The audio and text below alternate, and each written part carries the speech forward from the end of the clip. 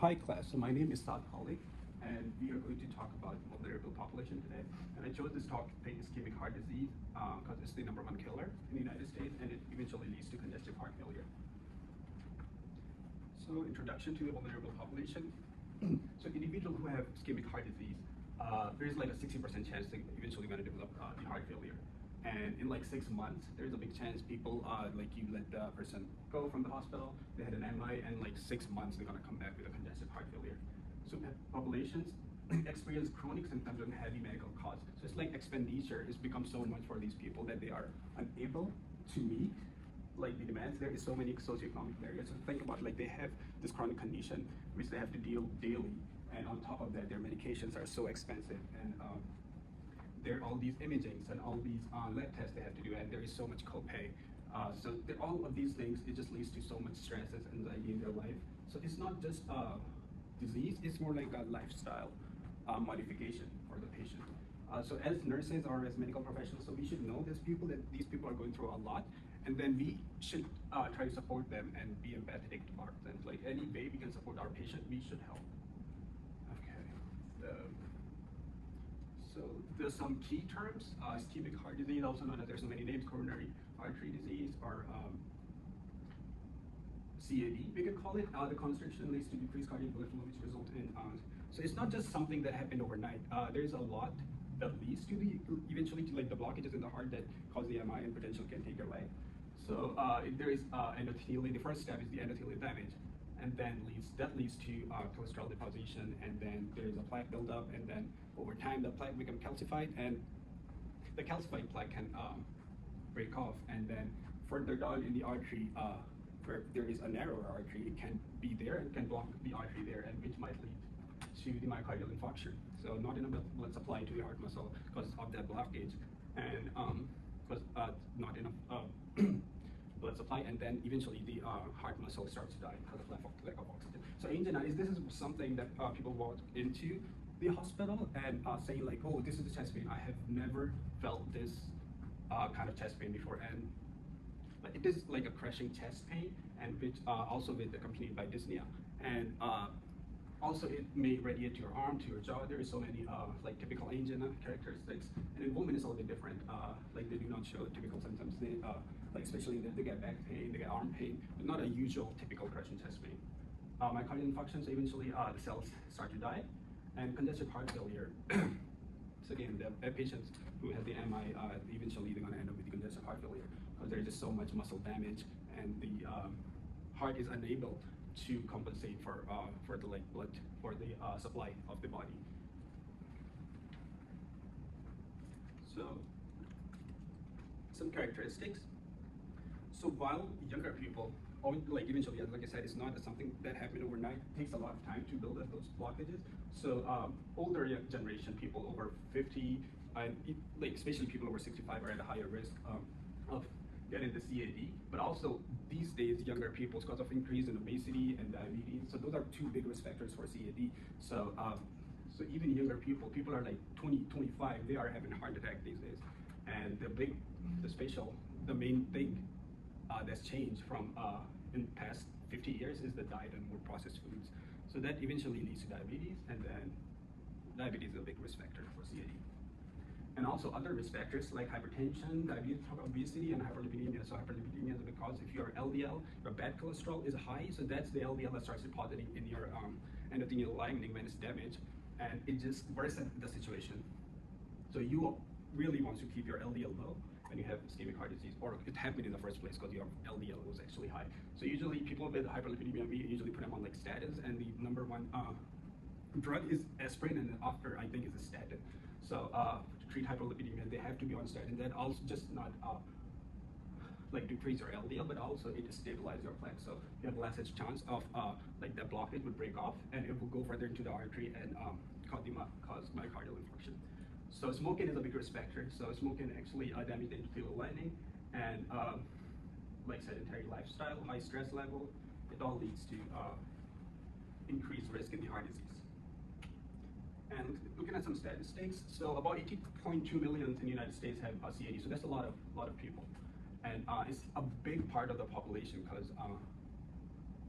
United population is not that big. 18.2 out of that population is a lot of people. Every 40 seconds, someone has a heart attack. So just think about it. Every 40 seconds, somebody is presenting in the emergency room with a crushing chest pain. 6 million people. So that's half. I'm gonna say half, but 1/3 of the people that have CAD eventually develop CHF, that congestive heart failure. So that's due to the damage of the muscle, as we talked about. Damage to the actual muscle of the heart, and then heart is unable to compensate for the body demands. So like I said, heart failure patients are readmitted 25% within 30 days. They are admitted for the heart failure. So unique health risk, people with ischemic heart disease are at risk for heart attack and arrhythmias. Arrhythmias, like an arrhythmia, a heart attack can cause an arrhythmia, but an arrhythmia cannot cause a heart attack. So those are two different components. Heart attacks are more like plumbing part of the heart, and arrhythmias are like more electricity part of the heart. So as patient, but they both can lead to the heart failure, because in arrhythmias, if the heart is beating very fast and out of rhythm and for a prolonged period of time, so that actually leads to weakening of the heart muscle, and again, heart just becomes so weak that it's unable to push the blood out of the left ventricle and to the rest of the body, and then people, it leads to fatigue and fluid overload because of all that extra fluid, and heart is not working efficiently. And then stroke is also a big thing in the people with ischemic heart disease, because they are more tend to develop atrial fibrillation, which is another big topic, is kind of arrhythmia. So a stroke occurs usually due to AFib. AFib is a big risk factor for the stroke. So that's the first thing they look for actually. If somebody has an embolic stroke, they usually suspect an embolic cardiac factor. So also these people, depression and anxiety are very common as people. These people are dealing with the chronic disease, and it just leads to so much. Like these people become overwhelmed, and they're just unable to cope with all the stress and anxiety that's going on, all the expenditures, their socioeconomic status. So it's become very tough for these people. And medication complex, yeah, that's another thing. So there's so many names for the medication. There's generic and there's strict name. So it just becomes very tough for them to keep the tab on all of that. And sometimes the manufacturers are different. So some people, even if they do not have drug allergy, but because of they change the manufacturer of the drug, they might have some GI symptoms. Like it happens in the. I saw that one patient when I used to work in the cardiology clinic, that he came there, he was taking metoprolol, he had a history of heart attack, so somehow he just did not take the medication from his usual pharmacy, but from other pharmacy, and it was a different manufacturer for metoprolol. So because of that, he had like diarrhea, and which eventually go away when he switched back to his old manufacturer. So these are the things that might happen. Not a true drug allergy, but it just irritate your GI tract.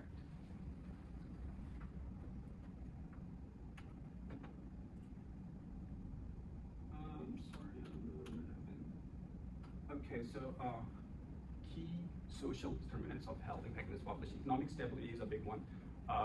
People who are not economically stable, it's become very tough for them to keep up with all the lifestyle model, like I said, heart disease and or any chronic condition like diabetes, or it's not just disease. It's like a lifestyle.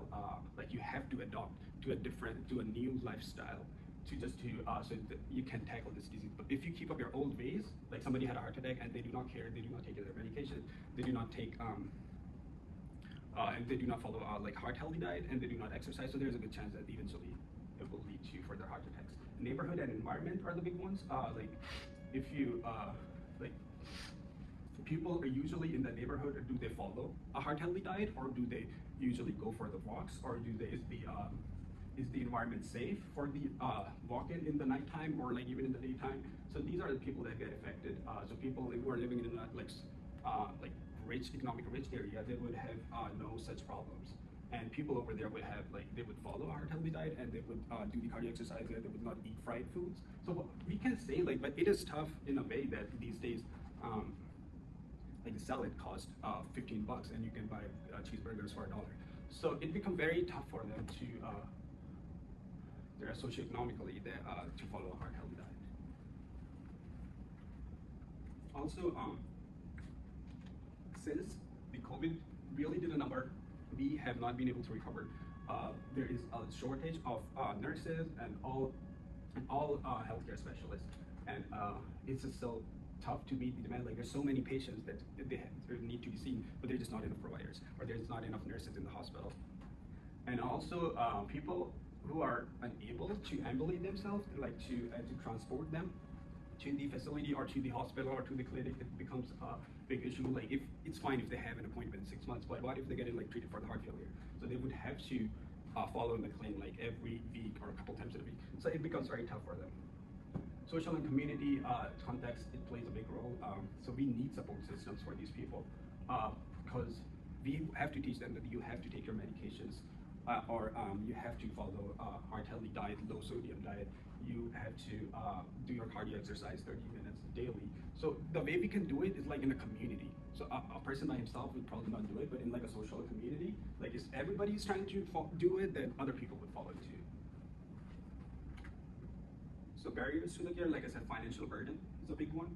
Yeah, like there's so much expenses in their medication, the lab tests, and the imaging. And for to see, like it's okay if you see a personal physician, but there's always a copay when you see a specialist. So that actually adds up. Older patients in rural locations, it's very tough for them, like you said. So if they, on top, if they're like immobile, and it becomes very tough for them to do the transportation access to the hospital, and it could be like a lot farther and be in the country area. So just to get to the hospital takes a little bit more time. So and language differences, cultural mistrust, denial of chronic illness. So it's chronic illness. It's just like lost to you, like how to. Like when you lose something, people are actually tend to go in a denial. That's the first stage. So same thing with the chronic illness. Like if you have been told like, oh, you have had a heart attack, people are gonna think, oh no, man, it cannot be me who had a heart attack. Yeah, other people had it, but me, I did not have any. My mom, my dad, nobody had a heart attack. So why did I have a heart attack? So they do not tend to believe, even if we tell them and we show them like the like cardiac imaging and the lab tests that prove that they had a heart attack.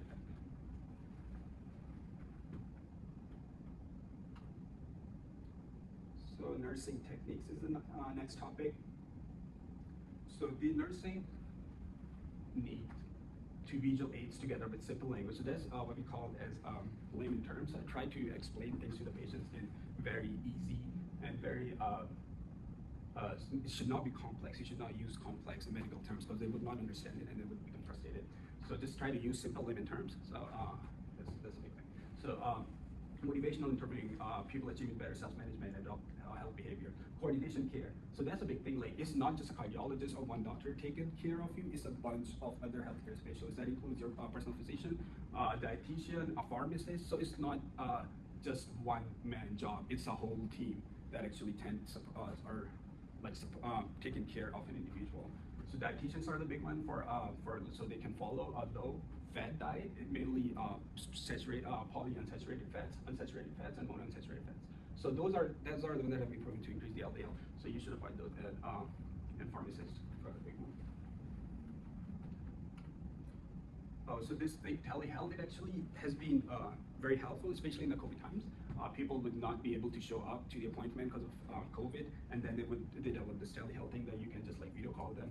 But in cardiology, it's not people with the heart disease because it's based on their physical exam too. We cannot perform physical exam through a telehealth visit. So if you want to check their edema or if you want to confirm that the chest pain is musculoskeletal, and we want to listen to their heart, and we cannot do those things through telehealth. Although they're helpful, but it becomes tough in cardiology and people with ischemic heart disease and heart failure. Culture dietary concerns while maintaining culture of this becomes tough. Like some people avoid certain foods culturally, and there's like a taboo for them. So it becomes it's tough for them. Like following a low sodium diet, it becomes tough because there are certain people that like just people in general tend to have a high sodium diet in high sodium in their diets. So one particular is African Americans. So just because of that high sodium, there is a bigger chance that you could develop hypertension. So just because of that one thing, it could be other things, but these African Americans tend to have more risk for hypertension compared to other ethnic groups. So reach your goals, at least 10-minute daily walks. That's in between, like you should do 10 minutes, like at least 2 times a day. So I would rather say like 30 minutes of exercise 4 to 5 times in a week. So you raise up your heart rate and initially bring it down, maintain it, and then initially bring it down for the cardiovascular benefit. And people, they need to own it that they have this this chronic condition, and then they need to take their medications. And then it always comes to like risk versus benefit, but also like what would you want to be like if you're taking an aspirin. So there's a chance that you might get bleeding, but also there's a lesser chance that you would not get a heart attack or a stroke. So the people with ischemic heart disease definitely are going to be on aspirin because just because they are at a higher risk of getting a heart attack. So aspirin is number one. So they need to, even we need to teach them, yeah, it might cause extra bleeding, a little bit more bleeding, but it also is cardioprotective. Same thing with the statins and all other medications. So if the benefits are higher than the risks, we usually recommend the medicine. And I recommend this American Heart Association website. So there is so many things that you can find, heart healthy recipes. This specific one, like there is anything that tastes good has carbohydrates in it. That means it has sugar in it. So anytime you put sugar and processed carbs in your body, your LDL, your sugar will go up, and then eventually you start this. So heart healthy recipes are very important. Medication trackers for like old people who have like forgetfulness and like age-related dementia. So it's very important for them that they do not miss their medications. And support groups. So people tend to do better in support groups than by themselves, especially like old people or anyone pretty much. Education hands out for patients and families. So. Yeah, so for the medication, it's very important because suppose you have atrial fibrillation and then you're supposed to take this like any like oral anticoagulant, like we can say Eliquis. So Eliquis, you're supposed to take it twice a day, and if you miss the dose, and you are at a risk of a stroke. So the half period, like the half-life is only 12 hours. So you have to take this medication twice a day or you can have a stroke. So the medication trackers can be very important.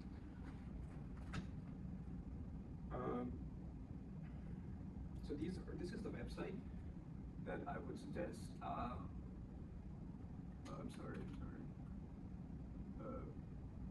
And this is like a video that you can watch. So it actually links a connection between ischemic heart disease and then eventually leads to heart failure. So this is like a video to watch, and then this is heart failure.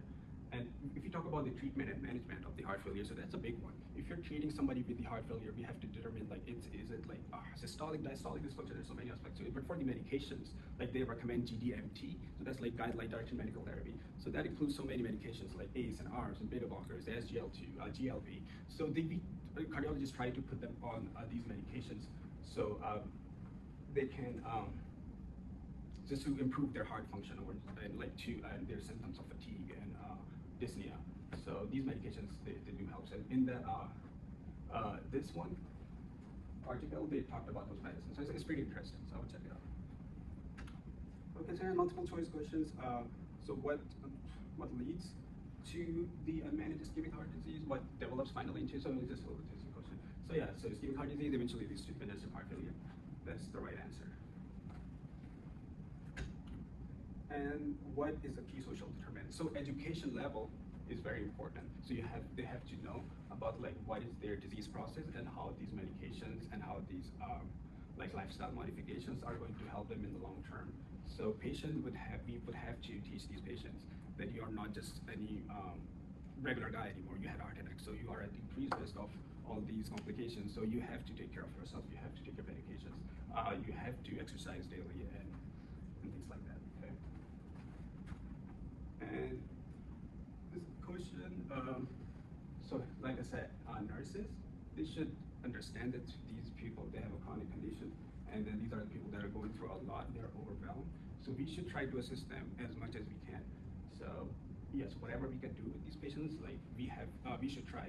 These people usually have like depression and anxiety because of this chronic disease that leads to just so many things. They're in the heart failure, like every other day they have to show up to the hospital, and it's like a long period of waiting, and now they cannot breathe, and they're just so tired. So so these people, they're suffering a lot, so we should assist them in any way we can. So that finishes my presentation, and I hope you liked it, and please let me know if you have any questions. And at the, yep, so that's about it. Thank you.